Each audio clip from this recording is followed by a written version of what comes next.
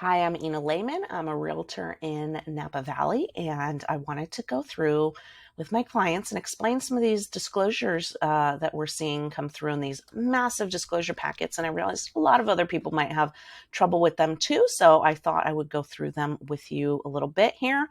Um, this does not replace you needing to talk to your realtor. If you have any questions, or if I'm your realtor, make sure that we sit down and I get all of your questions answered.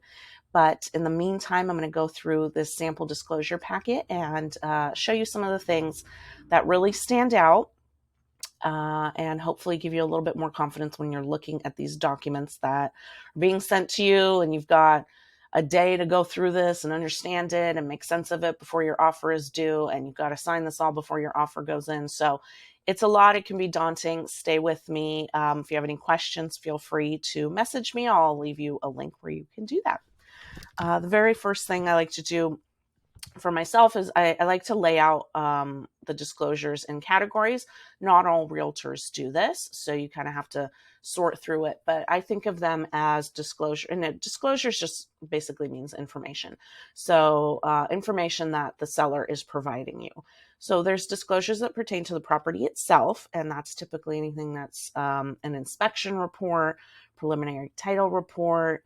Then we have disclosures that pertain to the location, the neighborhood. If you've got an HOA, you've got CCNRs, those will guide what you're able to do in the neighborhood. You've got natural hazard report, which talks about flood zones and earthquake fault lines and fire danger zones in the area, as well as bigger picture county disclosures and even broader state required disclosures. So very first place I like to start is the disclosures that pertain to the property itself. It gives me the biggest bird's eye view of this home in this moment. And thankfully, sellers have been doing a lot of pre-inspections up front, which is helping the market move in the way that it does, because buyers are able to be a little bit more comfortable with releasing their buyer's investigation contingencies without worrying that they're going to miss something huge on the property.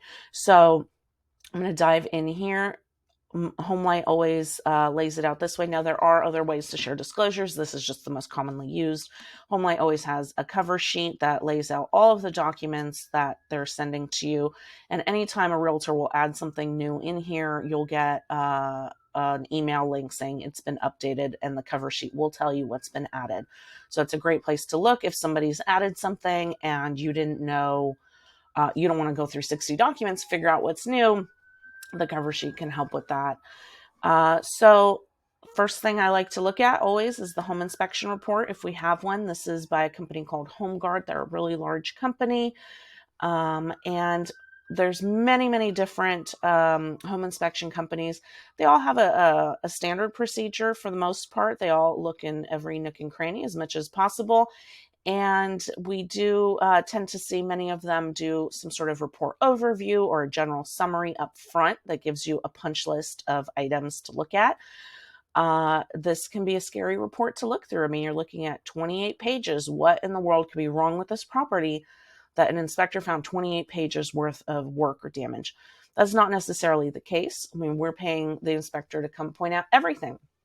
Some things are big, some things are small, some things are noted that are not to code, and some things are noted that the inspector couldn't get access to a particular location. So it is not always that scary.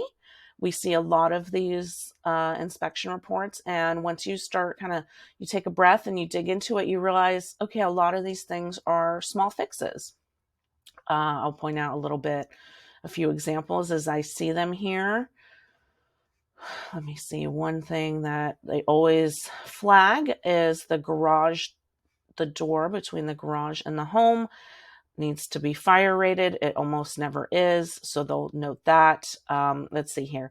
Personal storage blocking the attic space. So here we go. They're talking about how they're not able to get in to inspect that area. So we don't know what's behind there. Wood members showing water damage. Very common, very typical in most older properties, and we will see more information on that on a pest report, which generally sellers are doing now as well.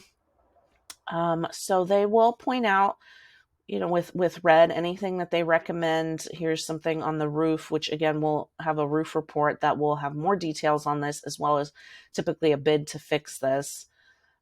So here we go. Garage door jamb shows evidence of water damage. Okay, that's typical. Auto door closer between the garage did not function properly. So this could be something that needs to be looked at. It will reduce the potential of toxic gases entering the house and serve as a fire break. So it looks like the garage door might need a little bit of attention. This could be something a handyman handles. It does not necessarily mean the garage door needs to be replaced. Water damage and the door between the garage and the interior, here we go, should be a fire rated door as per local codes. We see this flagged time and time again because many houses do not have this, which is, they were built before this was part of the current code. So we'll go back through. It looks like there's some outlets with reversed polarity. If this is a concern to you, this would be a time where your realtor may recommend getting an electrician in there. You might want to get them in before your inspection period is up.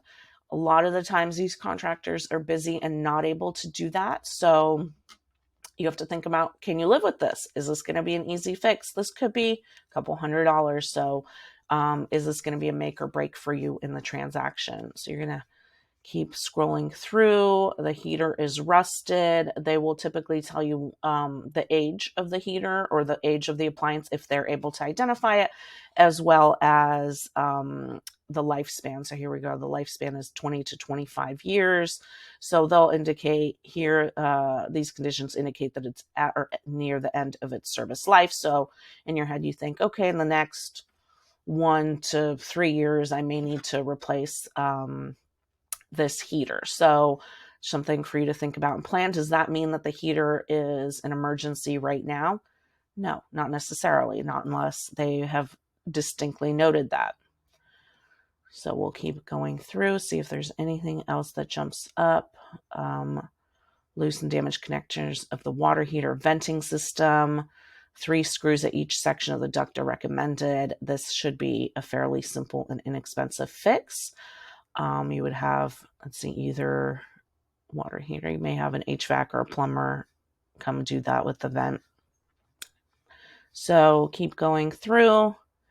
Interior evidence of vermin. So you may need to have a pest company come through and take care of that. And carbon monoxide detectors must be installed in certain locations. So this actually is an important one.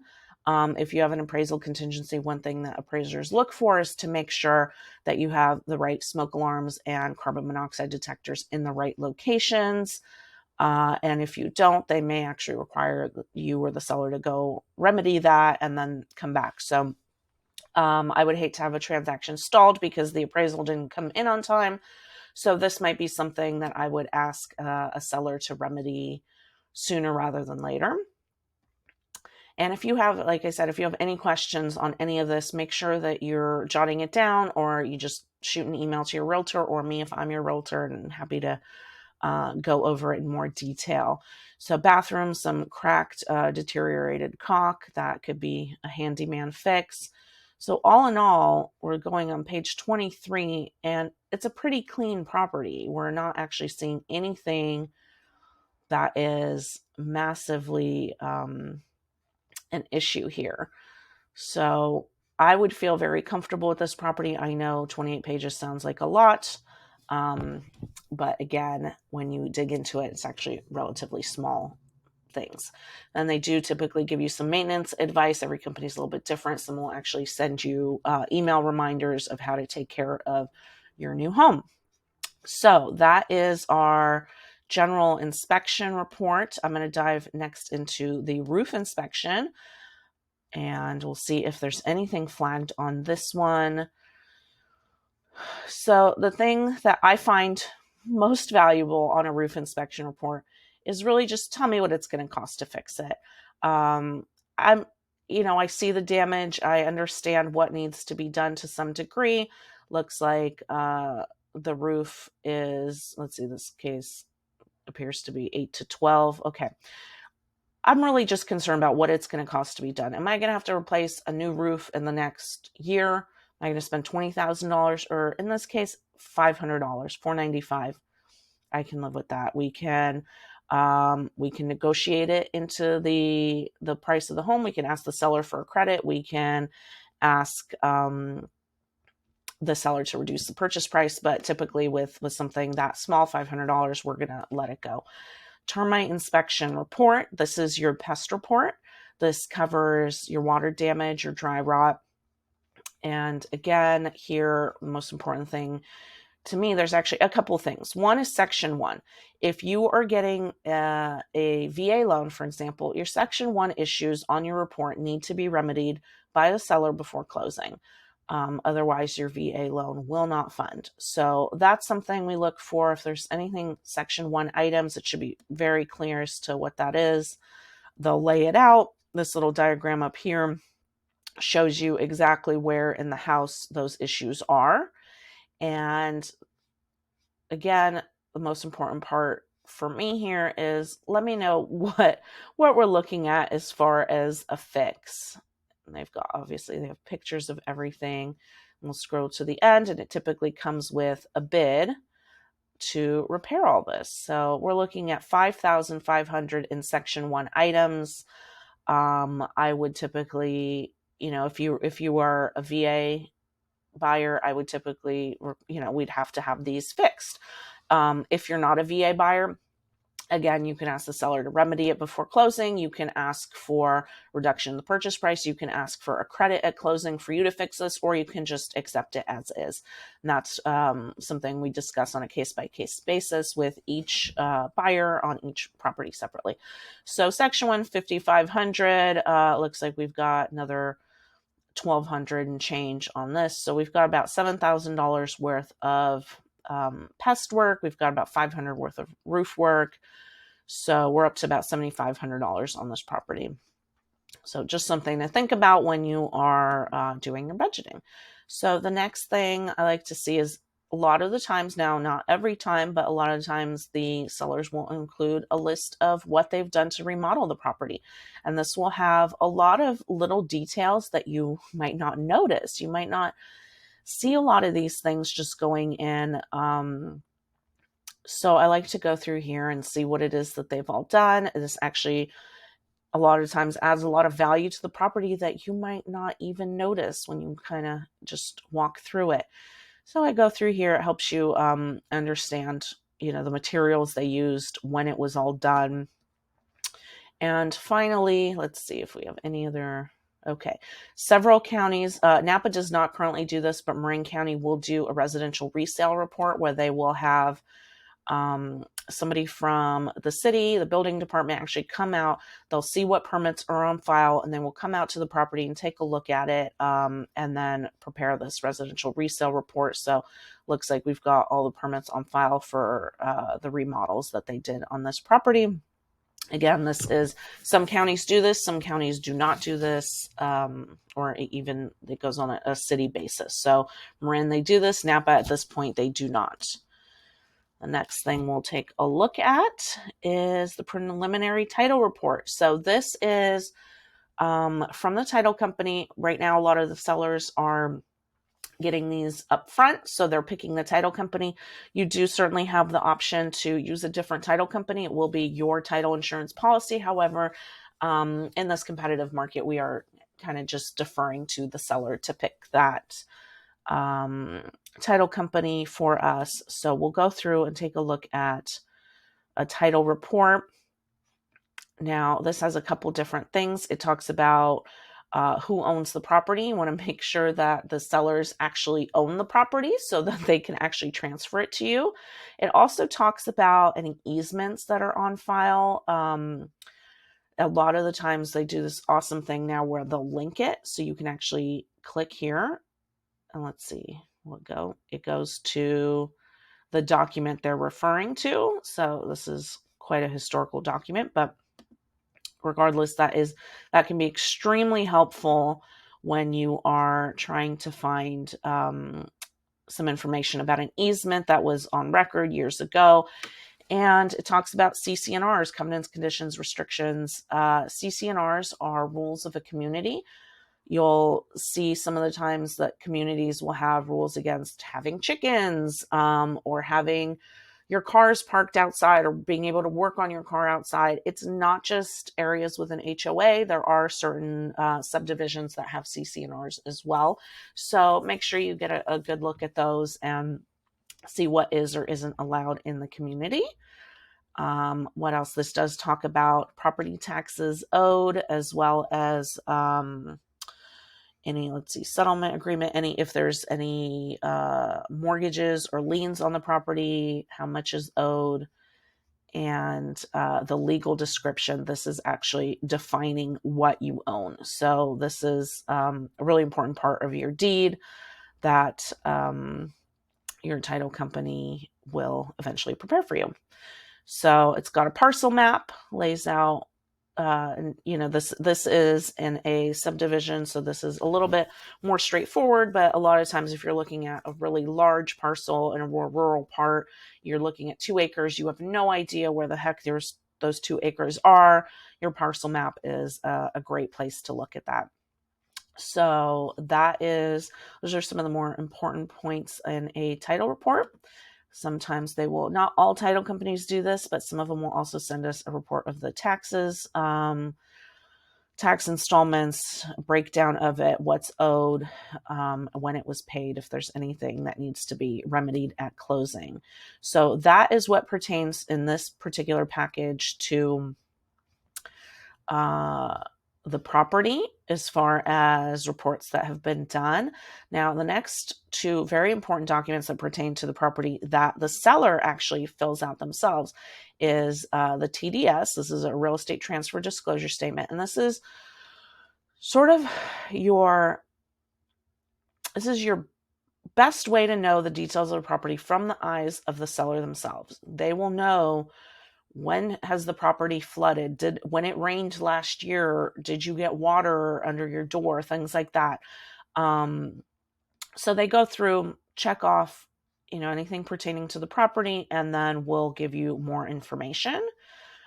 If you are looking at a property that is being sold probate or a trust sale, unfortunately, a lot of times a trustee will not have this information simply because they did not live on the property. But this is always a great source of information about any repairs or remodels, things like that, and any issues. If there's noisy neighbors or animals that come through, this is where it would be noted as well. So the next one is the seller property questionnaire. A little bit more of the same, where the seller will go into information about the property itself. So I always go through here. The most important, we're looking at, if they check yes, are the sprinklers operational? Great. And then there's certain things that I like to look at the explanation.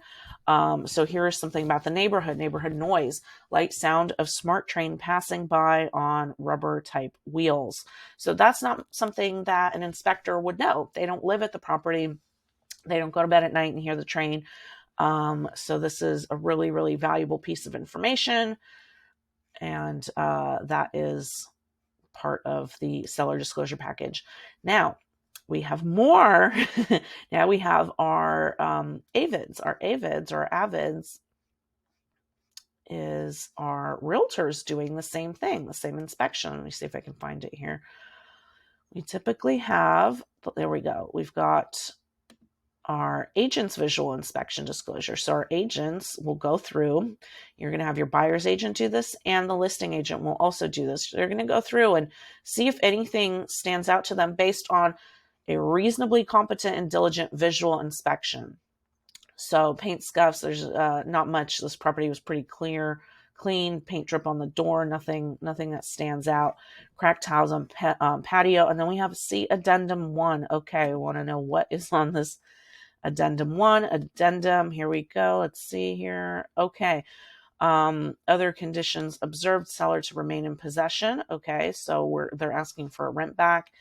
Seller is related to the listing agent. Seller believes the HOA is responsible for exterior repairs. Buyer to verify. So that's something that if the exterior repairs are something that you need more information about, you're going to want to call the HOA.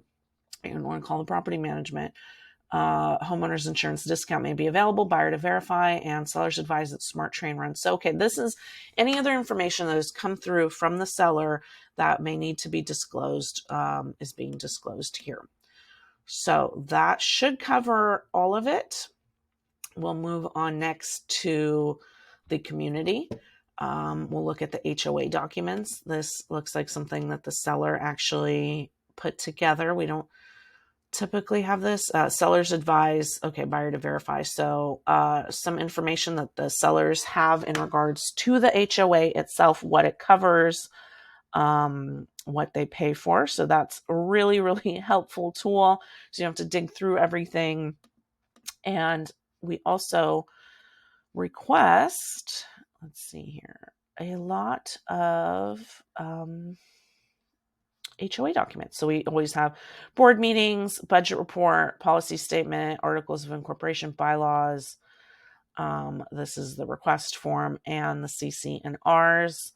So these are all pertaining to the community.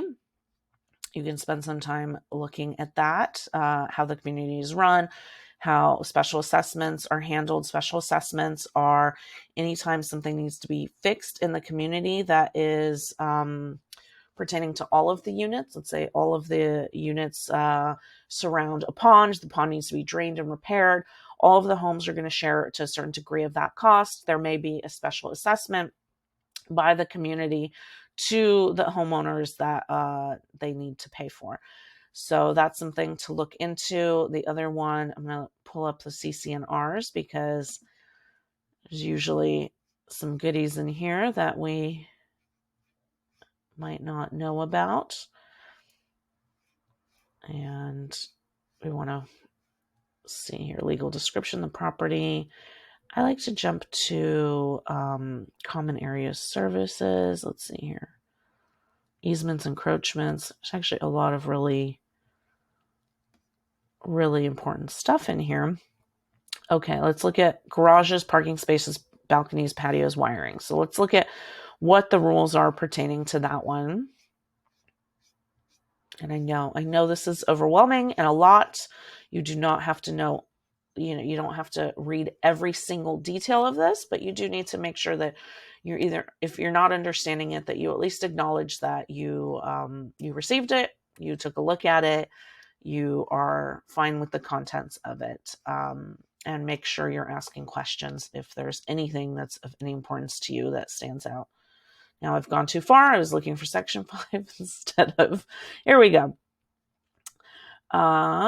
Garages, parking spaces. Okay, certain exclusive use common areas are allocated for the exclusive use of the owner of a unit to which they are attached and assigned a number. So, exclusive use common area also consists of interior building. Okay, so I believe what I take this to mean is that you are not to have outside parking here. You are to have guests park elsewhere because these are certain exclusive areas that are just for the owner to use, the owner of a unit. It may be you cannot park in your neighbor's driveway. I would appreciate no one parking in my driveway. So that is a good one. Let's see if there's easements for utilities and maintenance. That's very common. Have PG&E come through and check your meters. They have access to certain parts of your property.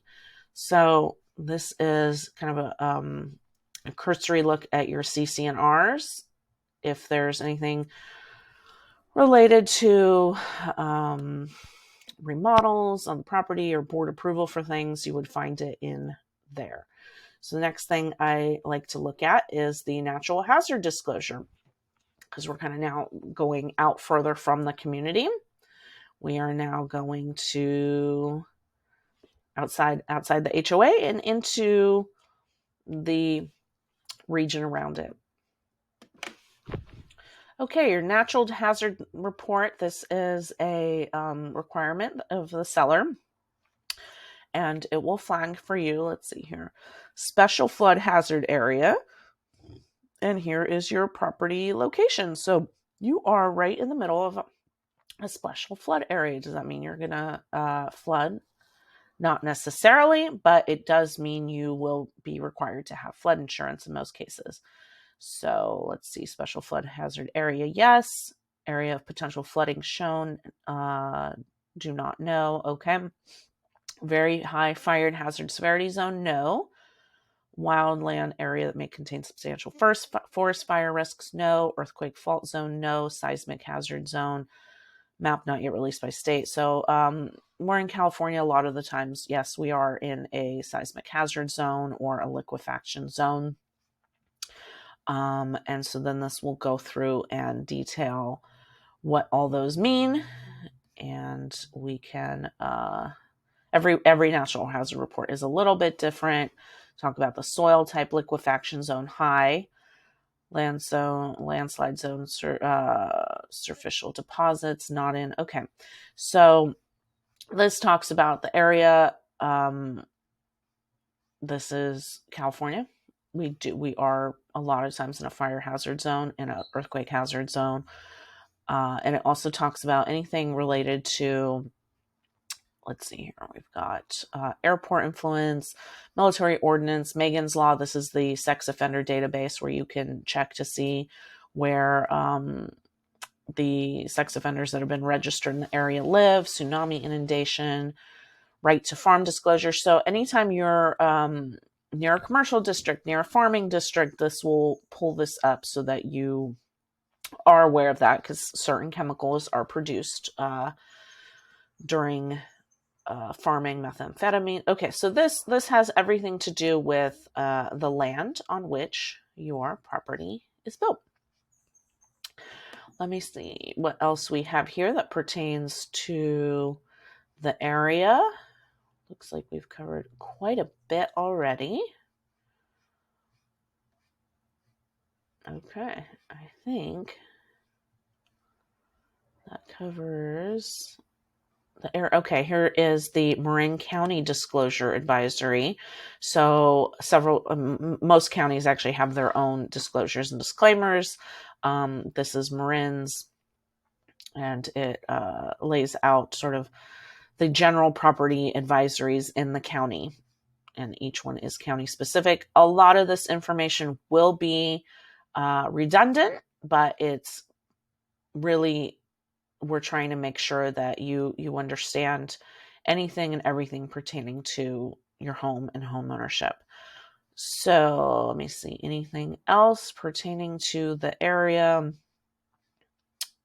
Okay, environmental booklet receipt, guide to earthquake safety, home energy rating, lead in your home, residential environmental hazards guide, radon guide. So these are all required hazard booklets that the state of California requires us to provide.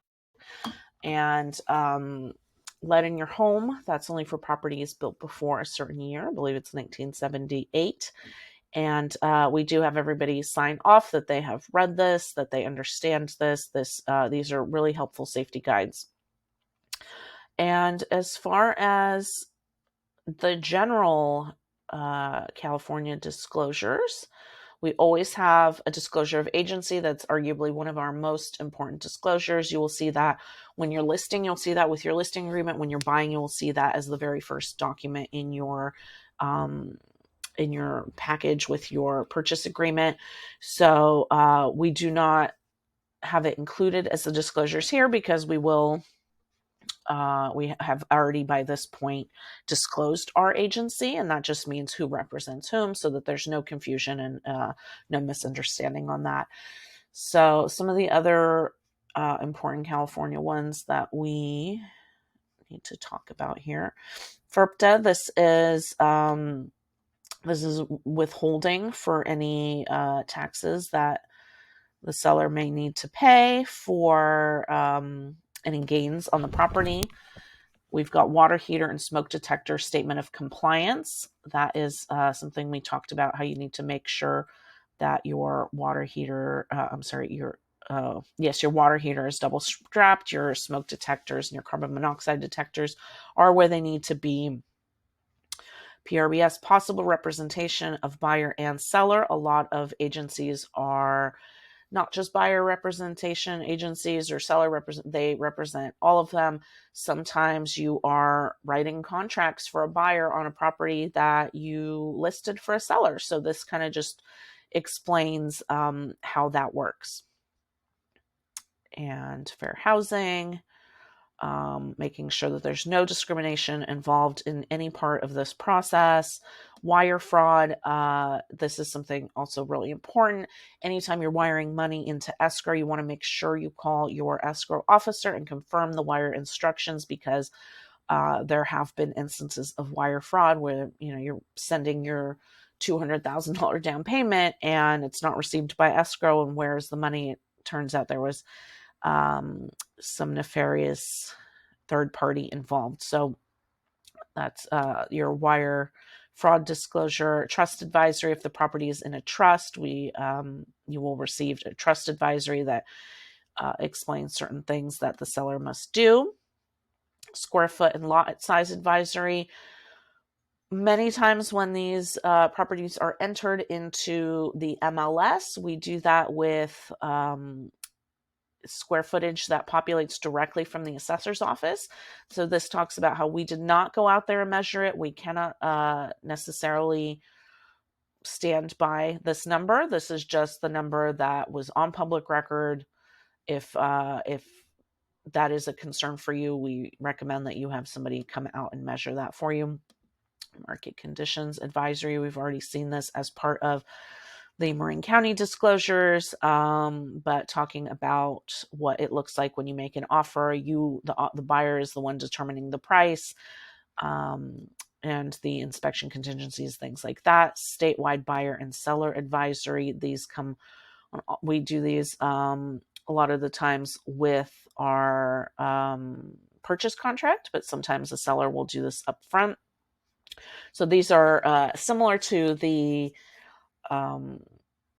county disclosures, but this is kind of a broader state disclosure of many, many different things that also covers natural hazards, inspections, let's see here, square footage. So this is kind of your broad boilerplate. Let's see, anything else? Buyer's inspection advisory. This talks about how we very much recommend that you take your time to do your due diligence to investigate all aspects of the property. However, we understand right now that in this market that is hard to do. Regardless, we do recommend it, and that document explains why and explains what we recommend and what we would do in the event that you went against broker advice and did not do that. And anything else? Let's see here. I think this is a pretty comprehensive look at a disclosure packet. You will be able to in the future do this in less than the half hour I spent doing this. Representative capacity signature. If you've got somebody signing on behalf of a trust or a company, you will see one of these.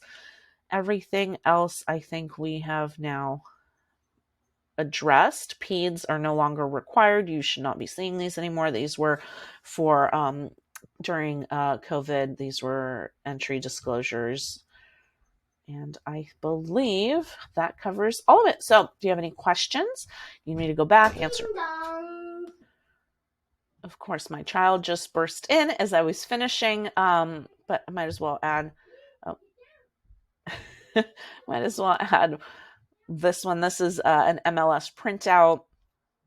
This, if there's any confusion sometime in the future about what all was marketed, and in fact, that was not the case, we will reference this document as this is what the buyers saw when they first were interested in the property.